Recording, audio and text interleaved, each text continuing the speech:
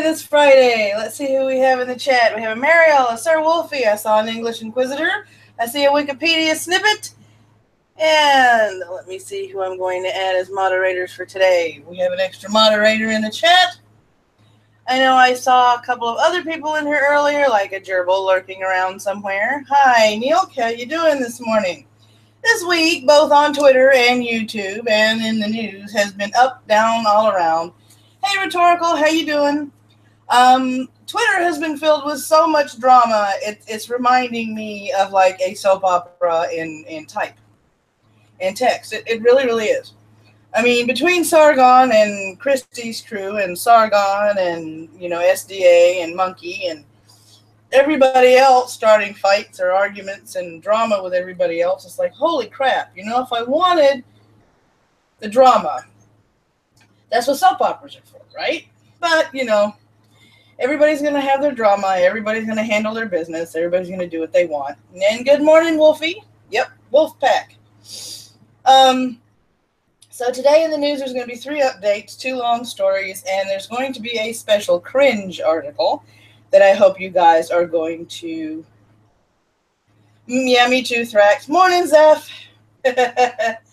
My alien overlord, sir.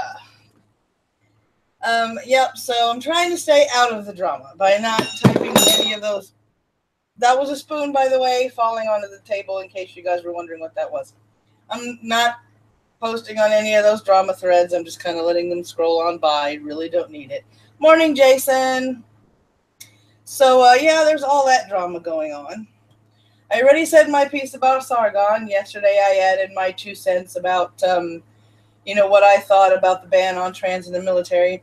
There have been a lot of videos and live streams mostly on that particular debate. So I don't think I'm going to be covering that one in a video. However, there is going to be a treat coming out next week, regular content-wise, of an interesting nature, because I'm collecting catchphrases from some of my favorite people that I like to watch and people that I sub to. And I'm going to put them in a video montage. So let's see how that works out, right? All right, so let me move myself over here. Good morning, Perseus, and welcome. All right, so quick news, quick recaps. Senate gets handed a defeat. American Affordable Care Act repeal. Early this morning, the Senate handed the Trump administration a defeat by not passing a measure that would have allowed a repeal for parts of the ACA. The key vote was in the hands of Senator John McCain, Republican from Arizona. He voted to defeat the measure, as did 2 other Republican senators, Lena Murkowski of Alaska and Susan Collins of Maine. The rejected amendment would have repealed the mandate, making it mandatory for citizens to have health care, put the requirement for large companies to provide coverage on hold, suspend taxes on medical equipment, and denied funding to Planned Parenthood. So there's that. Welcome back, English. For more on this story, visit the Associated Press website or download the app from the App Store. I get most of my news, if most of you are wondering. I have an Associated Press app that I got from the Windows Phone store, but if you have an Amazon Kindle, Amazon has it in their store, and all the Android phones have it on their Android store. I don't know if the Associated Press app is available for iPhones, because I never owned one of those. So, Well, happy channel birthday today, Jason. High alert status for Israeli police at Jerusalem site. After the attack on the shrine on July 14th, which Arab gunmen killed 2 Israeli police, tensions have been mounting between the Israelis and the Muslims who both use it. Even though Israel removed the metal detectors after protests and refusals from the Muslims to enter the shrine to pray, Israel said it would install high-tech security cameras instead. They have yet to make an appearance. The latest reports have Palestinians clashing with police outside the shrine. The Fatah and Hamas both called for mass protests at the shrine for today. So they're protesting the shrine. It's the Associated Press news app, Wolfie. Under threat of sanctions, Russia cuts U.S. diplomats. So tit for tat, I guess. In lieu of possible sanctions due to Putin's support of Assad, Russia's foreign ministry has ordered a reduction in the amount of U.S. diplomats, stating it was closing down the recreation retreat in response to them. This comes after U.S. Senate approved a package of financial sanctions against Russia, Iran, and North Korea. This legislation keeps Trump from waiving said sanctions unless Congress agrees. Russia's ministry also said it would be closing U.S. warehouse facilities in response, as well as the recreation area. The number is being cut to 455 diplomats. Love you too, English. You got to go. All right, be careful. Hey, Wolf Girl. Sanctions package is aimed at Putin's inner circle, targeting supposed corrupt officials, those who abuse human rights, and economical lifelines for Russia, which include weapons sales and energy exports. So we do have, so there is that going on. They're going back and forth, and politics are going to politic, right? People are going to argue, sanctions are going to be placed on people. I don't particularly like what Assad is doing over there, but Putin usually backs whoever he wants to back anyway, and even though I don't think backing Assad is a very good move. But then again, this is Putin. I've always thought of him as a rather shrewd and ruthless individual, but he's not dumb. Putin is not dumb. All right, so. Ready? Let me see. Scaramucci's tirades fan tensions in the White House. This is out of the Washington AP. President Donald Trump's new communications director exploded the smoldering tensions at the White House into a full-fledged conflagration Thursday, angrily daring Trump's chief of staff to deny he's a leaker and exposing West Wing backstabbing in language more suitable to a mobster movie than a seat of presidential stability. In a pull no punches impromptu CNN interview, why did he go on CNN? That he said was authorized by the president, Anthony Scaramucci went after chief of staff Reince Priebus in graphic terms. The fish stinks from the head down, he said. I can tell you 2 fish that don't stink. That's me and the president. Angry Scaramucci accused Priebus of being an effing paranoid schizophrenic and the White House chief strategist Steve Bannon of trying to burnish his own reputation. They'll all be fired by me, Scaramucci told the magazine. I fired one guy the other day. I have 3 to 4 people I'll fire tomorrow. I'll get to the person who leaked that to you. Reince Priebus, if you want to leak something, he'll be asked to resign very shortly. Sometimes I sometimes use colorful language. No kidding, really. I will refrain in this arena, but not give up the passionate fight for the real Donald Trump's agenda. Hashtag MAGA, he tweeted. The tag at the end stands for Trump's Make America Great Again. The president's senior counselor, Kellyanne Conway, had earlier speculated in a Fox News interview that unnamed forces were out to get Scaramucci, saying somebody's trying to get in his way and scare him off. There are leaks, and then there are people using the press to shiv each other in the ribs, she said. Wow, talk about colorful language. Scaramucci's goading of Priebus came as Trump continued to fume publicly and privately about his attorney general. Trump has been critical of Attorney General Jeff Sessions for recusing himself from the Justice Department investigation into whether the president's campaign had anything to do with Russian interference in the election last fall. It hasn't been my best week for my relationship with the president, Sessions acknowledged in an interview with the Associated Press in El Salvador, where he was on a mission to increase international cooperation against gangs. Good morning, Raging Heavens. Newt Gingrich, a former House Speaker and frequent outside advisor to Trump, said in an interview that Scaramucci's attacks on Priebus are problematic. Oh, that word has even made it to the White House. They've got to get this sorted out between the two of them, and it would be nice if they didn't do it in public. You know, it would be. Do we really want to be listening to this shit from the highest office in the land? I don't know if this is reparable or not. That will be up to the president, Scaramucci said on air. He compared the relationship to that of brothers who are rough on each other, invoking the biblical story of Cain and Abel. By the way, for those of you who don't know, Cain murdered Abel, so I don't know where he was going with that one. Scaramucci's arrival in the West Wing last Friday marked the first in a series of falling dominoes that seem to be leading toward Priebus.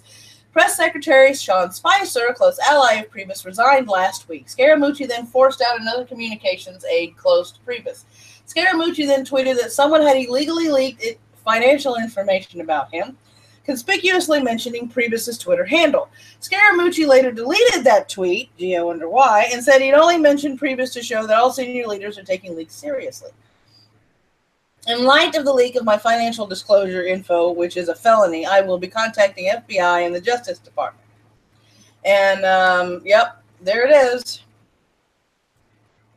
There's the tag for Priebus. That is his since deleted tweet. Scaramucci's financial disclosure form wasn't leaked at all. It was released after a public records request by a Politico reporter, which, you know, Scaramucci tends to be overlooking. If it was already requested and released to the public, then you're not doxing. You're not doing anything illegal. You're just simply sharing information that is already public.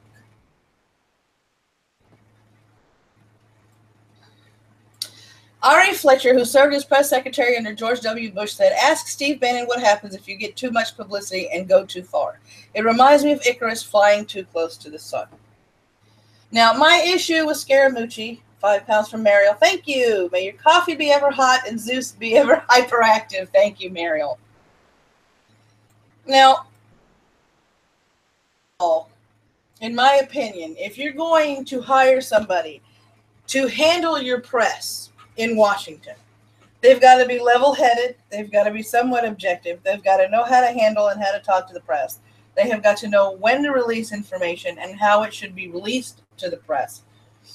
He should know which press outlets that he can actually have interviews with and which he should avoid. He has a bad track record of taking things out of context and making people look awful. I mean, they don't have that great of a reputation now. They used to do it when they did.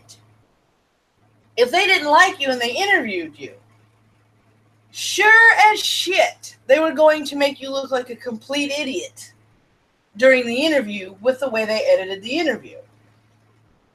All media outlets do that because they're trying to get dirt on people they don't like or dirt on certain candidates. So, you know, the candidate looks bad if it happens to be an election cycle. The press has always done this.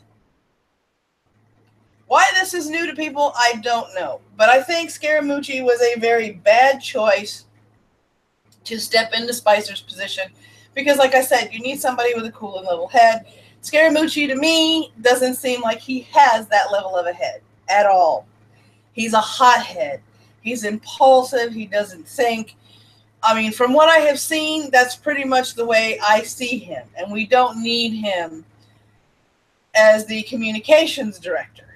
Oh, my, we don't. Every time you pick somebody, I think it's getting worse than the person that was before. All right, let's see what we've got next.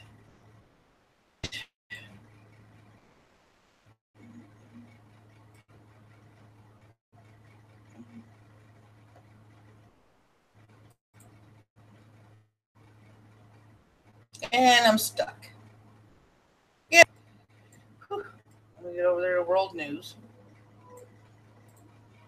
See if I can find the story I'm looking for so we can see somebody's picture. There it is. They've added to it. Yeah, I mean, anybody level-headed should be able to. I mean, you have to be able to handle the press. If you can't handle the press, you don't need to be a communications director. Conway needs to shut the hell up because every time she opens her mouth, she looks dumber. I didn't think that was possible. Okay, timeline redacted. Sharif formally steps down. Now, what I mean by redacted is I am only going to be reading the highlighted portions of the AP timeline in regards to this story. So if you want to see the whole story, the Associated Press website actually has the entire timeline. You just have to look for the latest in front of the headline, and it gives you the whole timeline.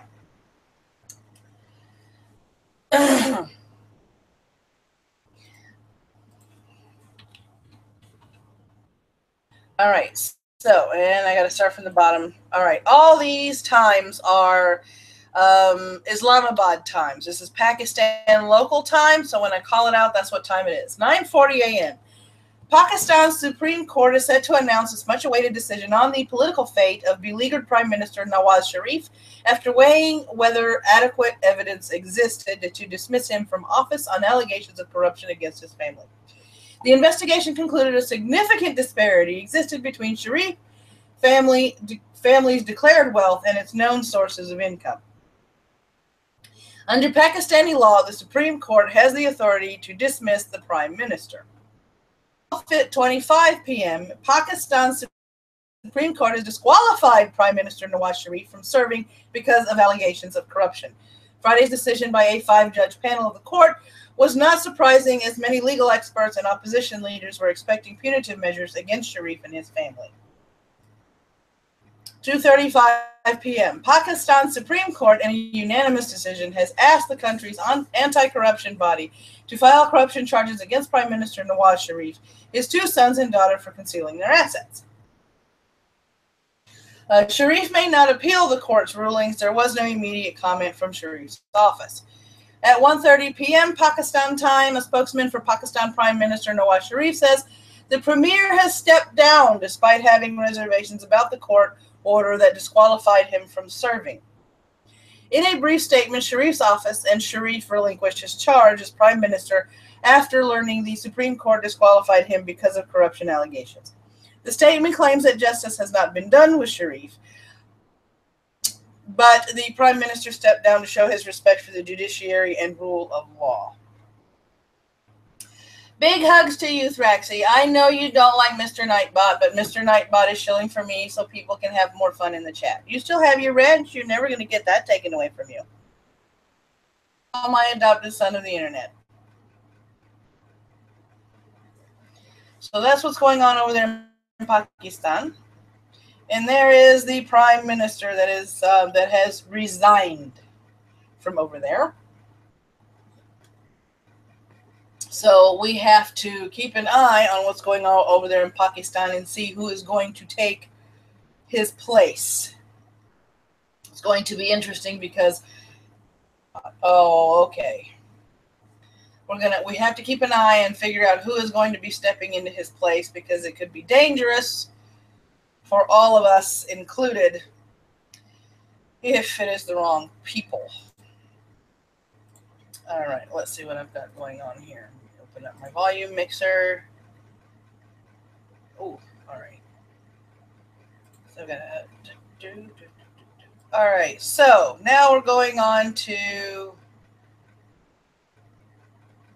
they're not shout outs, they're recommended views. These are videos I think other people should watch because I think they're insightful in one way or the other. Hey Ghost Dog, how you doing this morning? We're going to start out with Boogie 2988. Angry Joe versus his own audience. Now, the reason I am recommending this video is because it makes a lot of good points. This video, because he follows Angry Joe. Now, I didn't know about Angry Joe until and Angry Joe is taking a break from making his very interesting game reviews, and Boogie goes into explanation as to what kind of reviews those are. Then he goes into how his fans were angry about the fact that he wanted to, take a break from it, and explains the algorithm and how the algorithm works for some creators and against others. Good video to watch. And it is Boogie, so Boogie is easy to listen to. So that's the first recommended view for the day. All right, the second one. It comes from Internalized Misogyny, and no, she's not an SJW.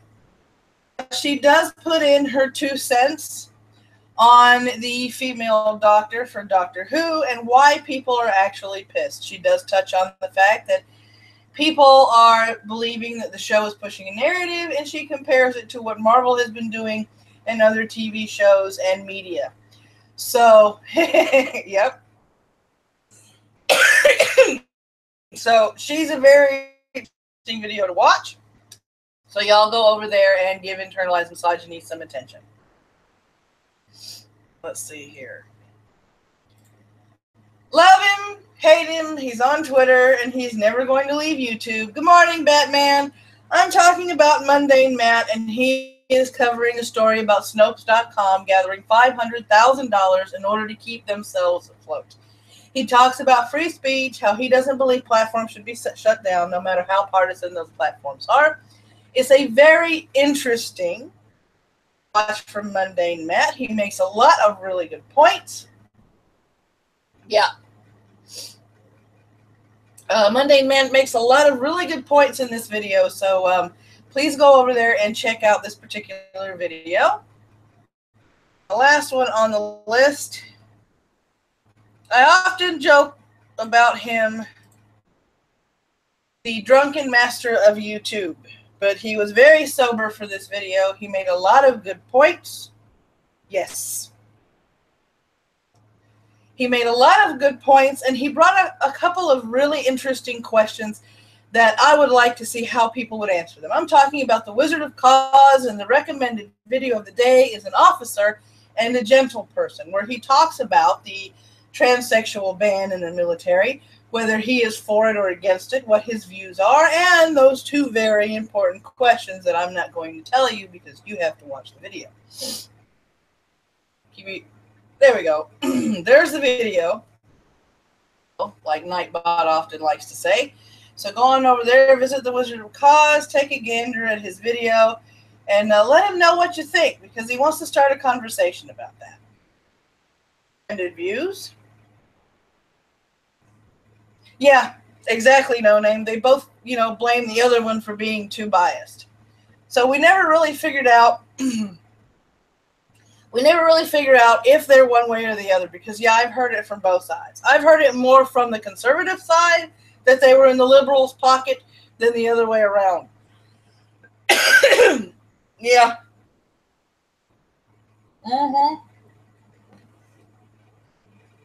Yeah, that's his new intro wiki. The Wizard of Cause uses that intro every once in a while. I think it's a really cool one. Let's see. Yep, I already said hi to Bats. Is there anybody else I haven't said hello to yet? Nope. That is it. So, if you guys are ready, this article was submitted by, I believe, either Wolf Girl or our friend Apodmatic. This is the Friday Cringe article of the day. Frickin' loads, we'll read it. Oh, my poor computer. It's going to go on strike one of these days. All right, here we go. Getting that right. Bitchmedia.com. Methodical killing. Losing trans film character devalues them in real life. Yes, I read that right. Killing fictional characters in a movie devalues them in real life. That starts the cringe. It's by 11 Gruthius. Who the hell names themselves 11? Are you a Doctor Who fan? Because if you're a Doctor Who fan, you need to turn in your Whovian card with a title like that. I mean, seriously. 11? 11?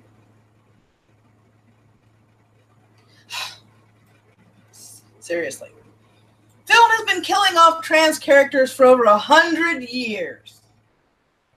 In the 1914 film of Florida Enchantment, a man eats a magical seed that turns him into a woman, and she drowns after being chased by a mob off a pier.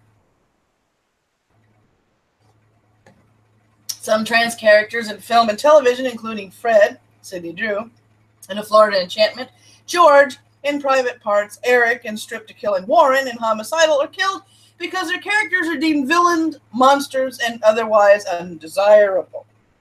More often, though, trans characters die in sympathetic fashion. Their deaths used to make a point about the marginalization of trans people.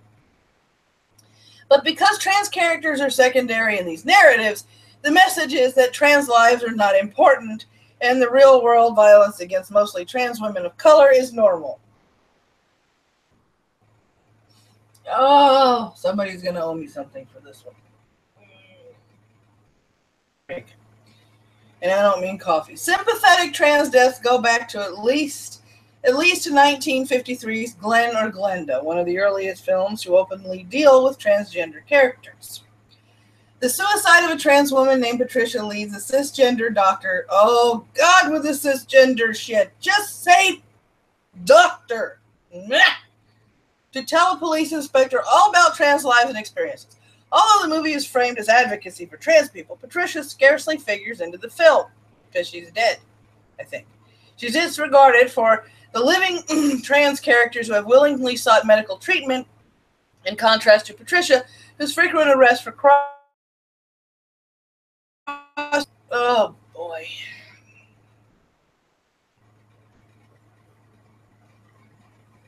Yes, it is. It is getting stupidly wide. They need to make a definition, and they need to stick to the definition. Because these people nowadays that aren't really fans, that aren't really trans, don't need to put themselves in that label. We know what trans is. We have trans friends that are actual trans friends. Glenn or Glenda was an Ed Wood movie. I'm probably going to have to look that one up a little later. For instance, A Girl Like Me, the Gwen, I know I'm skipping a paragraph because this cancer is getting to me. It's not even noon here and I want a stiff drink. All right, let's start with this one. Sympathetic deaths really began to proliferate film and TV at the turn of the millennium with the release of Boys Don't Cry. The true story of Brandon Teena, a trans man who was murdered in Nebraska in 1993. Cemented the semantic dominance of the tragic trans narrative, although Brandon is still living and breathing through most of it. Still, there's a palatable difference between addressing the mistreatment of trans people in society and enabling it through problematic. So what are they saying? A dead trans person in a film should be more important than everyone else in the film? Would need to be a zombie movie for that. Yes, I completely. Cisgender has been out since Riley Dennis, maybe a little bit more. No, since before Riley. Wolfie. The social justice warriors started using it, especially the Tumblrites. Tumblr's cancer.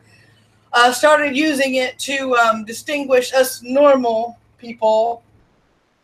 And I don't even like using normal in regards to trans people. In regards to, gay, trans, and the like. I don't know how much alcohol this 11 has drank. I really have no clue. Okay. What always gets me with these articles is, it's glaringly obvious, without me having seen any of the films listed here, that they probably either haven't seen the film or don't understand what the film is supposed to be about. Okay? Like certain other films that other people complain about, if you don't understand, now I know it's not a word, I completely agree. Call me normal instead of cis. Yeah, exactly. I mean, it's just when you start putting people in sections or boxes or categories, whatever you want to call them, you wind up creating a more segregated society than you wind up making an integrated society. We're all people. We all bleed red when you cut us. Who we are shouldn't be made up of our sexual preferences and illnesses. Who we are should be defined by what we have experienced in our lifetime and how we've coped with it. Used by psychologists. Oh, okay. Thank you, Fen. So they can do a few different things. Get it on the oppression privilege. Yeah, and expand it to increase the injustice of it. Yes, Wolf Girl, I completely agree. All these oppression points, this is stupid. I'm sorry. Okay? I'm sorry. But if you're going to bitch about this, and you're going to bitch about everything else, You are that one person in the neighborhood that calls the police every 20 minutes when you think something has been done to you and not when something has actually been done to you. Was not supposed to be used how it is by SJWs. Oh, okay, thanks, Ben. Temple rings are nothing but their gender identity in a list of mental disorders. Exactly, Neil. I completely agree. I completely and totally agree. Let me see here.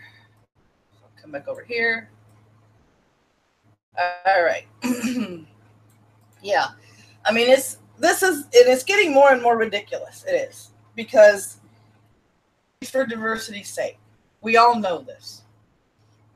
Okay, and every time they've infiltrated a facet of the media, it's gone downhill. Marvel is hemorrhaging money because of the pushing of the SJW narrative and trying to make more diversity in comic books. When the diversity was always there, they just didn't want to see it. I mean, if you look back in Marvel's history, there have been black people, Hispanic people, white people, disabled people. There have been all sorts of people that have been heroes in one capacity or another in Marvel and DC, in comic books as a whole. They were diverse. You didn't need to put a narrative to it and force it.